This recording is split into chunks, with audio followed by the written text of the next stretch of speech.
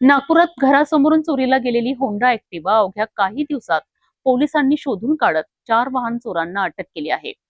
या कारवाईत चोरीची 4 दुचाकी जप्त करण्यात आली असून त्यांची एकूण किंमत सुमारे 2,50,000 रुपये असल्याची माहिती पोलिसांनी दिली आहे। नागपूर शहरात घरासमोर सार्वजनिक रस्त्यावर उभी केलेली काळ्या रंगाची होंडा ऍक्टिव्हा क्रमांक MH31 DP 5128 अज्ञात चोरट्यांनी चोरून नेल्याची घटना 19 जुलै रोजी उघडकीस आली होती।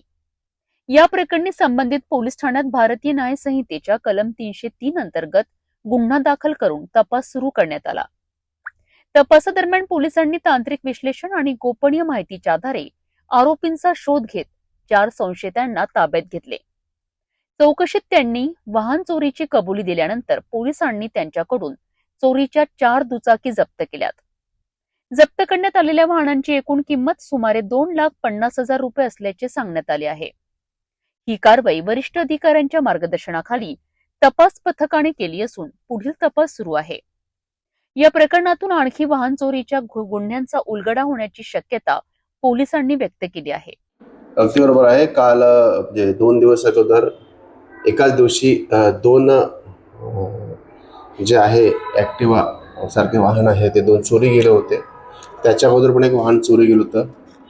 मग त्या अनुषंगाने आम्ही तपास सुरू ठेवला। एक विधी संघर्ष बालक संशयितरित्या ताब्यात मिळाला। त्याची गाडी पण त्याच्याकडे गाडी होती, ती गाडीसुद्धा संशयितरित्या वाटल्यामुळे त्याच्या गाडीचं आम्ही माहिती घेतली तर ती आमच्याच गुन्ह्यातील चोरीची होती।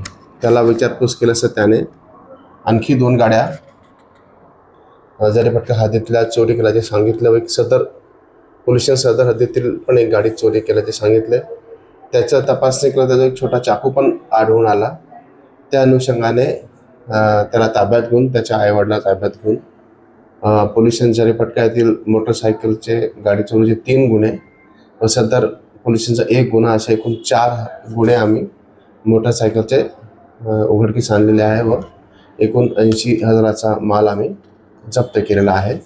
सदरची कारवाई आमचे API तपास पथकचे API मोरखळे त्यांच्या टीमने केलेली आहे। तसेच मान्य CP sir, joint CP sir, reason madam, DCP sir व ACP सर यांच्या मार्गदर्शनात आम्ही सदरची कारवाई केलेली आहे। सध्या तो काही शिकत वगैरे नाही आहे, असंच रोजचा उदरनिर्वाह चालण्याकरिता तो असंच चोरी करत आहे। नागपूर पोलिसांच्या या कारवाईमुळे वाहन चोरी करणाऱ्या टोळीला मोठा धक्का बसला असून या प्रकरणाचा पुढील तपास सुरू आहे।